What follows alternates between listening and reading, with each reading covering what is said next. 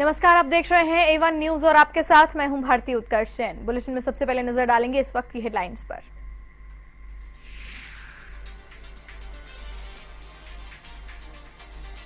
राजद अध्यक्ष लालू परिवार पर लगातार बढ़ रही मुश्किलें। रेलवे होटल लीज मामले में एफआईआर दर्ज। लालू राबड़ी सहित दोनों बेटे जांच के दायरे में।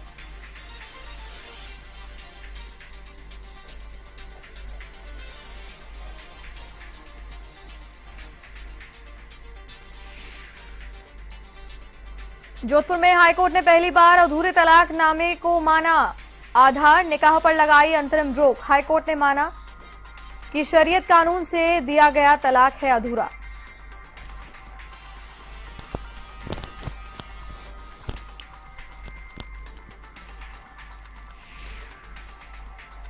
चूरू के सादुलपुर सड़क मार्ग पर ट्रोले ने खड़ी बस में मारी टक्कर। 3 महिलाओं की मौके पर हुई मृत्यु। हरिद्वार से आ रहे थे यात्री।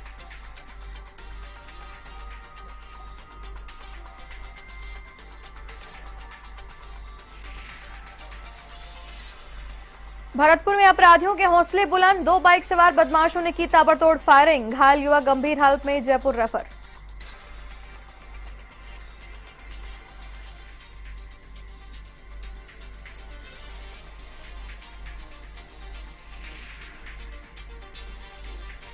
राजसमंद में पैंथर के आतंक से ग्रामीणों में दहशत। पैंथर ने किया 12 साल की मासूम बालिका पर हमला। घायल मासूम को कराया अस्पताल में भर्ती।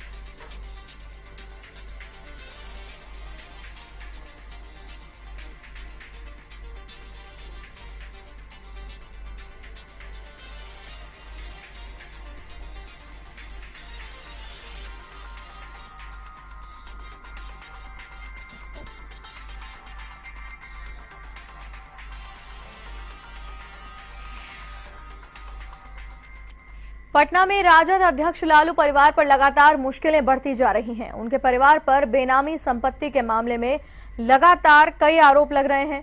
मिट्टी घोटाला, मॉल घोटाला और अब रेलवे के होटल लीज देने के बदले जमीन लेने के मामले में एफआईआर दर्ज होने के बाद सीबीआई के छापों ने लालू यादव को नई मुश्किल में डाल दिया है। इन मामलों में लालू राबड़ी सहित उनके दोनों बेटों पर भी जांच के बाद कड़ी कार्रवाई हो सकती है। अभी कुछ दिनों पहले लालू राबड़ी अपने दोनों बेटों के लिए दुल्हन लाने की ख्वाहिश जाहिर कर अपनी पसंद बता रहे थे कि उन्हें कैसी बहू चाहिए, लेकिन बहू लाने से पहले बेनामी संपत्ति के पुराने मामले परत दर परत खुल रहे हैं और लालू राबड़ी अपने दोनों बेटों पर भी घोटाले की तलवार लटकती देख रहे हैं। लालू के खुद का राजनीतिक करियर चारा घोटाला मामले में दोषी ठहराए जाने के बाद 2013 में ही खत्म हो गया था। इस मामले के बाद वो जनता के बीच जा तो सकते हैं, लेकिन अब चुनाव नहीं लड़ सकते। जिस नीतीश कुमार से लालू यादव खार खाते थे, उन्होंने ही लालू को संजीवनी दी। महागठबंधन बना और लालू अपनी पार्टी के साथ बड़ा चेहरा लिए उभरे। सब कुछ सामान्य चल रहा था कि अचानक पूरे परिवार पर बेनामी संपत्ति और भ्रष्टाचार के पुराने मामलों की आंच तेज हो गई। इनकम टैक्स, ईडी और अब सीबीआई ने इन मामलों की जांच शुरू कर दी है। लालू की ऐसी कई संपत्तियां सील कर दी गई हैं और लालू की विरासत संभालने जा रहे उनके बेटों के खिलाफ भी अब जांच शुरू हो गई है।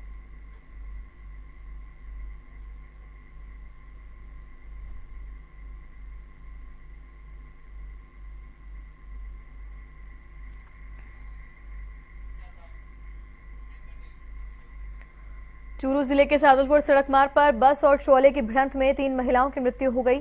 हादसे में 2 गंभीर रूप से घायल भी हो गए। घायलों को चूरू अस्पताल में रेफर किया गया। जानकारी के मुताबिक निजी बस हरिद्वार से लाडनू जा रही थी और बीच रास्ते में खराब हो जाने से बस सड़क किनारे खड़ी हुई थी कि तभी चूरू से आ रहे ट्रोला चालक ने बस को टक्कर मार दी। इससे 3 महिलाओं की मौके पर ही मृत्यु हो गई। महिलाओं के शव बस में फंस जाने के कारण कड़ी मशक्कत के बाद उन्हें निकाला जा सका। ट्रोला चालक मौके से फरार हो गया।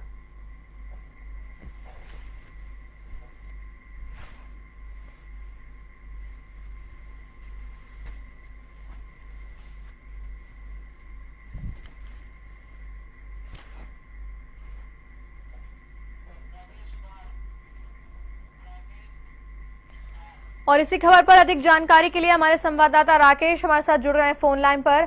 जी राकेश, बताएं। जी भारती जी, मैं बताना चाहूंगा कि चूरू के सादुलपुर में सड़क मार्ग पर पांगडोको और मुंदी के बीच सड़क और ट्रोले के बीच भिड़ंत में 3 महिलाओं की मौत हो गई थी। जबकि 2 गंभीर रूप से घायल हो गए थे। घायलों को चूरू रेफर कर दिया गया है। जानकारी के अनुसार निजी बस हरिद्वार से लाडू जा रही थी। जी सुबह 6 बजे की घटना है। जी भारती जी। राकेश, आपसे जानना चाहेंगे कि जो बस यहाँ पर रास्ते में खड़ी थी इतने वक्त से, उसे हटाया क्यों नहीं गया? जी बताना चाहूंगा कि ये बस द्वार से लाडनू की तरफ जा रही थी, तो चूरू के पास आते वक्त ये बस तकनीकी खराबी से खराब हो, कोई तकनीकी कारणों से यहाँ पर इसको रोक दिया गया था, जबकि चालक और परिचालक सादुलपुर चले गए थे मैकेनिक को लेने के लिए। जी राकेश, तमाम जानकारी के लिए आपका बहुत बहुत धन्यवाद। तो ये थे वन संवाददाता राकेश, फोन लाइन पर जुड़े थे हमारे साथ इस खबर पर पूरी जानकारी के साथ।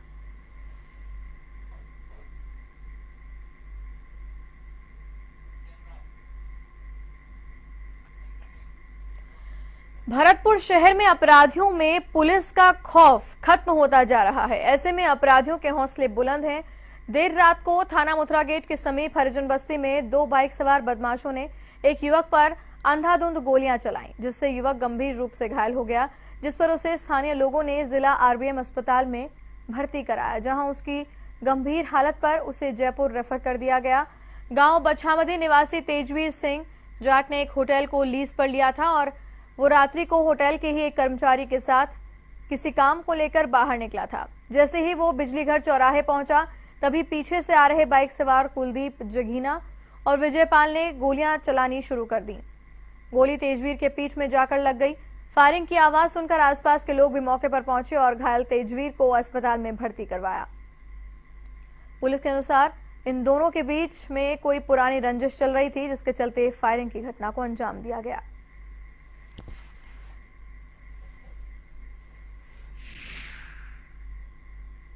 एक हरिजन बस्ती में एक व्यक्ति ने गोली मार दी है। तो सूचना पर मनोज भगवान सिंह जागता के मौके पर पहुंचे, जहां एक व्यक्ति घायल अवस्था में पड़ा हुआ मिला, जिसे आरबीएम हॉस्पिटल लेकर आए और भर्ती कराया। उसने अपना नाम तेजवीर सिंह सन ऑफ अमर सिंह जाट निवासी बछामदी थाना चिकसाना बताया।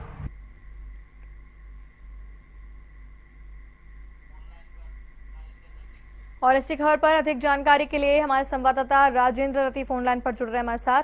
जी राजेंद्र, पूरा मामला विस्तार से बताएं, क्या वाकई पुराने रंजिश के चलते ये वाकया अंजाम दिया गया?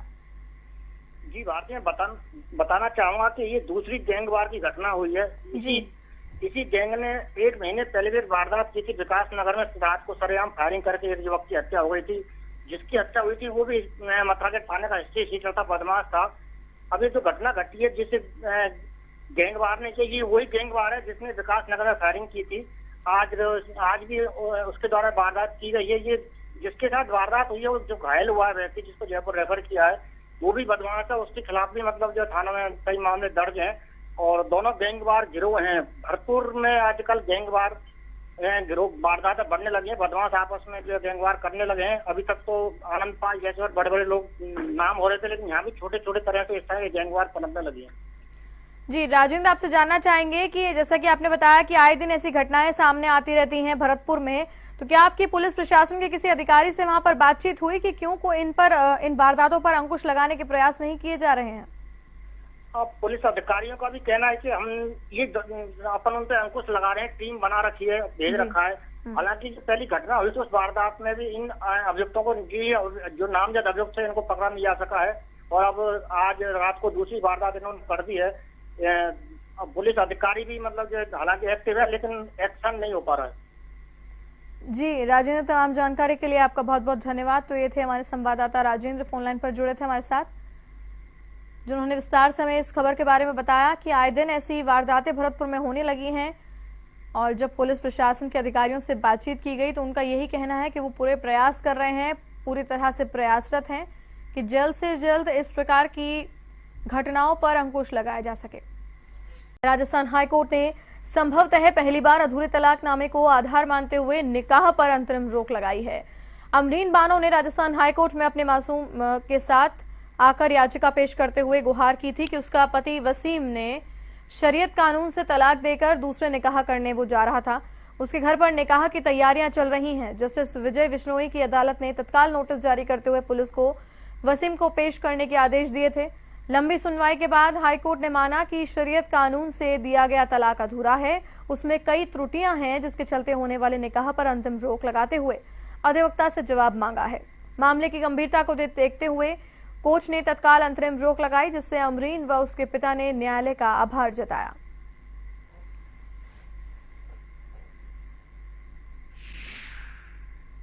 तलाक का मैटर था, उसको हमने चैलेंज किया राजस्थान हाईकोर्ट उच्च न्यायालय में। यहाँ पे जस्टिस विजय विश्नोई जी के यहाँ लगा, उसमें हमने आर्ग्यू की। आज जो रेस्पोंडेंट संख्या 6 जो निकाह करने वाला था, उस निकाह के ऊपर स्टे हो गया है और आगे की डेट जो मुकर्रर की कोर्ट ने, उस पर आगे की सुनवाई होगी। लेकिन आज पीड़िता को न्याय मिला है, उसके लिए मैं बहुत खुश हूँ।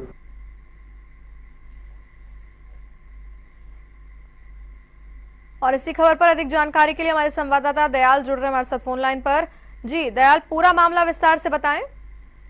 देखिए, ऐसा बताना चाहूंगा कि जोधपुर हाईकोर्ट में कल एक अमरीन बानो नाम की एक महिला अपने पिता के साथ कोर्ट में आई और एक याचिका दायर की, जिसमें उसने बताया कि उसका पति जो वसीम है, जो शरीयत के कानून के अनुसार उसे तलाक देकर नया निकाह करने जा रहा है। इस पर विजय विश्नोई की अदालत ने तुरंत एक्शन लेते हुए निकाह को अधूरा तलाक को अधूरा समझते हुए उस पर निकाह पर स्टे लगाया और पुलिस को निर्देश दिया कि जो उसका पति है वसीम, उसे कोर्ट में हाजिर किया जाए। इस पर तुरंत प्रभाव से जो स्थानीय थाना है, वहां से एक कर्मचारी जाता है और उसके घर पर जो निकाह की तैयारी चलती है, उसमें से वसीम को लेकर कोर्ट में हाजिर होता है। और तो वसीम को साफ कोर्ट की ओर से निर्देश दिए जाते हैं कि आपकी जो तलाक है वो अधूरी है, मुस्लिम लॉ के अनुसार भी अधूरी है, उसके और आप जो है अब नया निकाह नहीं कर सकते। इस पर इस रोक के बाद जो पीड़िता है अमरीना बानो, उनके चेहरे पे खुशी देखने को मिली कि उन्हें कानूनी न्याय मिला है। उसका पति दूसरा निकाह नहीं कर पाया और उसके एक छोटी बच्ची भी है, जिसके चलते ये एक कहा जा सकता है कि ये जो मुस्लिम शरीयत कानून है, उस पर जो ये कानून ने जो रोक लगाई है, ये एक अपने आप में बड़ी बात है। जी दयाल सिंह, तमाम जानकारी के लिए आपका बहुत बहुत धन्यवाद। जाहिर सी बात है कि पीड़िता पक्ष काफी खुश नजर आया, उन्होंने कोर्ट के इस आदेश का आभार भी जताया है। तमाम जानकारी के लिए आपका बहुत बहुत धन्यवाद।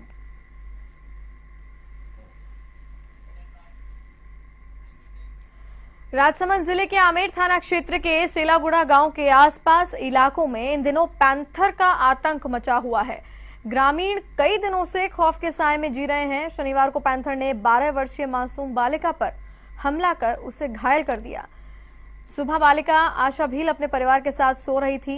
ये सुबह जल्दी की बात है कि पैंथर उस पर हमला बोल दिया। हमले के बाद परिवार सहम उठा। सूचना मिलने पर वन विभाग की टीम मौके पर पहुंची। बालिका को आमेट चिकित्सालय में भर्ती कराया गया। ग्रामीणों का कहना है कि पिछले कई दिनों से पैंथर का आतंक मचा हुआ है। अब तक दर्जनों मवेशियों को पैंथर अपना शिकार बना चुके हैं। लोगों को दहशत में जीने को मजबूर होना पड़ रहा है।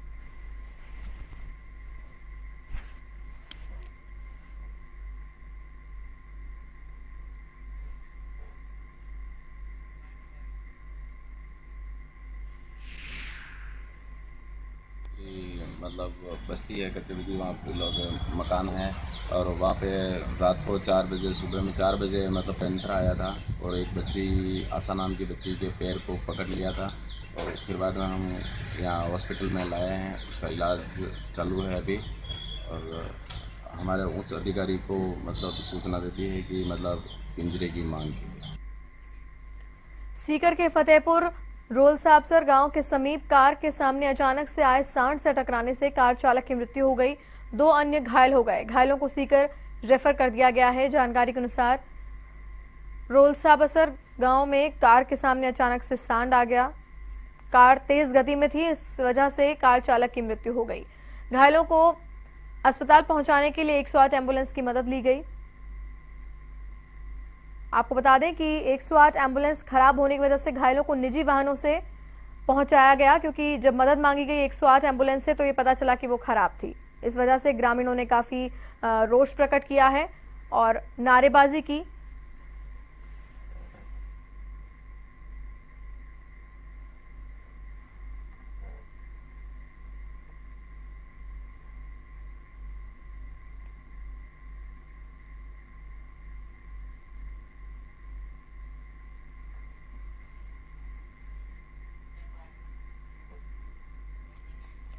भीलवाड़ा अजमेर रेल मार्ग पर नगर विकास के सामने एक युवक ट्रेन की चपेट में आ गया, जिस वजह से उसकी मृत्यु हो गई। सुभाष नगर थाना पुलिस ने शव का पोस्टमार्टम करने के लिए उसे अस्पताल की मोर्चरी में रखवाया है। युवक की मृत्यु से आसपास के लोग वहां भारी संख्या में इकट्ठा हो गए।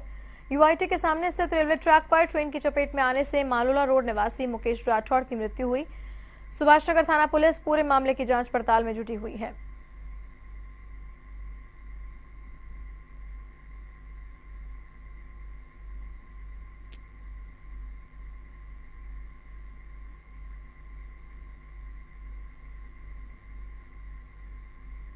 नगर विकास न्यास के अध्यक्ष रामकुमार मेहता के कार्यकाल को 1 साल पूरा हो चुका है। अध्यक्ष मेहता ने अपने 1 साल के कार्यकाल की उपलब्धियां गिनाई। उन्होंने बताया कि मुख्यमंत्री जन आवास योजना के तहत यूआईटी ने कोटा में करीब 6000 मकान बनाए और प्रदेश में पहला स्थान प्राप्त किया।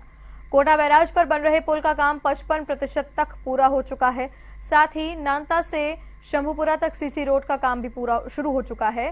कोटा के शहरवासियों को वाटर पार्क की सौगात भी जल्द ही मिलने वाली है। साथ ही यूआईटी मोबाइल ऐप भी लॉन्च करने जा रही है, जिसके जरिए कोटा में हो रहे अतिक्रमण की शिकायत मोबाइल ऐप के जरिए की जा सकेगी।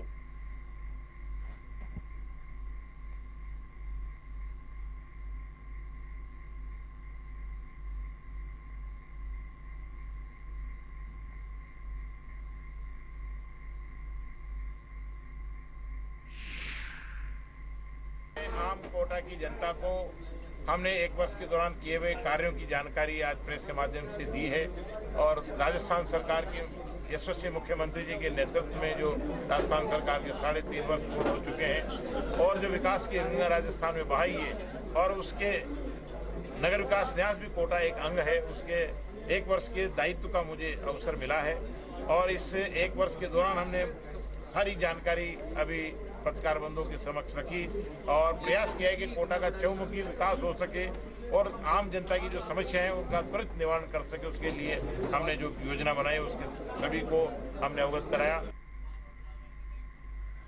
नसीराबाद में अजमेर मार्ग पर स्थित नगर निगम के बने ट्रेचिंग ग्राउंड पर कचरा उठाने वाली कंपनियां स्टेट हाईवे पर शहर से इकट्ठा हुआ कचरा डाल रही हैं, जबकि कंपनियों को ग्राउंड में कचरा डालना चाहिए, लेकिन हाईवे पर कचरा डालने से राहगीरों को कचरे उठने वाली बदबू का सामना करना पड़ता है।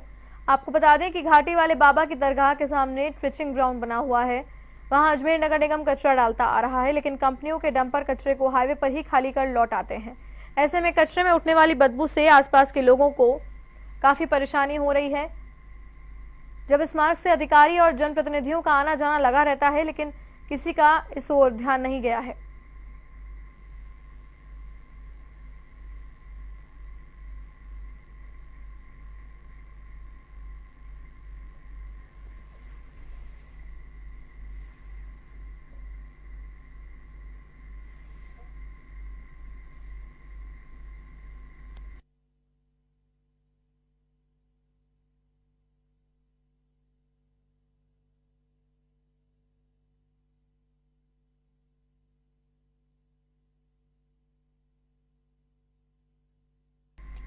अजमेर में ख्वाजा गरीब नवाज की दरगाह पर पुलिस जवान और अधिकारियों ने दरगाह तक पैदल आकर आनंदपाल मामले में घायल हुए कमांडो सोहन सिंह के सेहत में सुधार की दुआएं की हैं।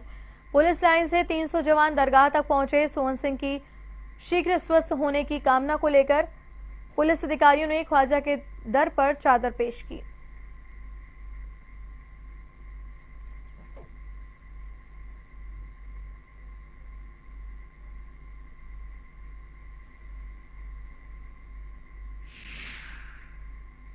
आनंदपाल इनकाउंटर में घायल हुआ, उसकी तबीयत का कुछ और अच्छे उपचार के लिए उनको एसएमएस से एयरलिफ्ट किया गया है वेदांता में। सारे पुलिस डिपार्टमेंट उनके लिए दुआ कर रहा है। अंजुमन ने, पुलिस डिपार्टमेंट ने, सारी यहाँ की अजमेर की जनता ने आज दुआ की है ख्वाजा गरीब नवाज से। मुकद्दस मोइनी और गोरा अंजुमन सेक्रेटरी के नेतृत्व में हम सारे के सारे पुलिस वाले आज ख्वाजा गरीब नवाज की तरफ आए हैं ये दुआ करने के लिए जल्दी से स्वस्थ हो। और इसी के साथ इस बुलेटिन में फिलहाल के लिए इतना ही। देश और दुनिया की तमाम बड़ी खबरों के लिए आप देखते रहिए A1 TV। नमस्कार।